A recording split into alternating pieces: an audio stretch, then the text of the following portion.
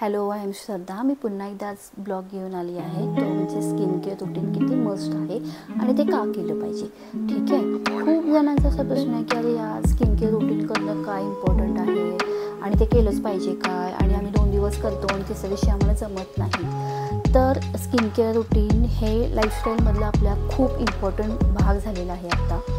Because of pollution असू दे किंवा other reasons असू दे, आपलं खाणंपिणं असू दे, फास्ट फूड असू दे किंवा खूप ऑइली खाणं असू दे किंवा आत्ताचे जे नवीन व्हेजिटेबल्स आहेत किंवा प्युरिटी नाही आहे, त्याचंही रिझन असू शकतं. सो तुम्हाला जर तुमची स्किन खूप छान ग्लो करायची असेल, तुमची स्किनवरचं एज लॉक करायचं असेल किंवा एज आलेलं आहे, रिंकल्स आलेले आहेत त्या कमी करायचे असतील आणि अप्रतिम असं ग्लो आणायचं असेल तर स्किन केअर रुटीन करणं खूप इम्पॉर्टंट आहे. तर ह्यासाठी खूप जणांना कन्फ्युजन आहे. खूप सारे इंस्टाग्रामला तुम्ही व्ह्यूज किंवा लाईक्स बघत असाल प्रत्येक लाईफस्टाईलचे किंवा प्रत्येक स्किन केअर रुटीनचे की 8 स्टेपवाला तुम्ही करा म्हणजे तुमची स्किन खूप छान होईल, 15 स्टेपवाला तुम्ही करा स्किन केअर रुटीन तुमची स्किन खूप छान होईल.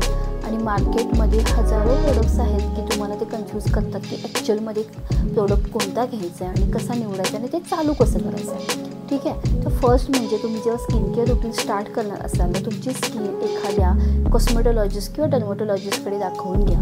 देन त्याच्यानंतर तुम्हाला प्रॉपर सजेशन मिळेल की तुमची स्किन ऑइली आहे, ड्राय आहे, कॉम्बिनेशन आहे की नॉर्मल आहे. त्यानुसार तुम्ही तुमचे प्रोडक्ट्स चूज करा.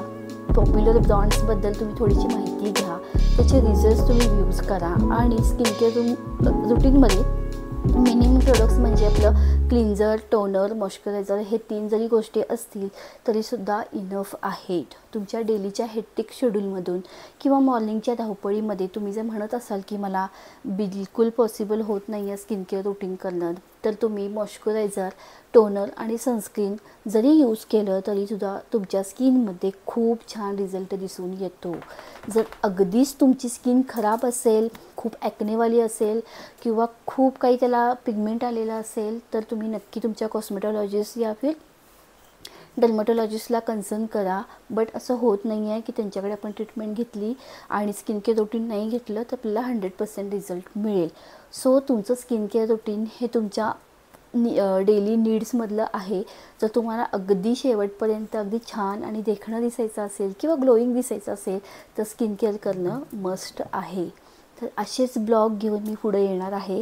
तुम्हाला नवीन ब्लॉग कुठल्या गोष्टींवरती हवा आहे किंवा कुठल्या सब्जेक्टवरती आहे, कोणत्या कंटेंटवरती हवा आहे, तुम्ही मला नक्की कमेंट करून सांगा. तुम्हाला तो प्रोव्हाइड केला जाईल. चलो बाय.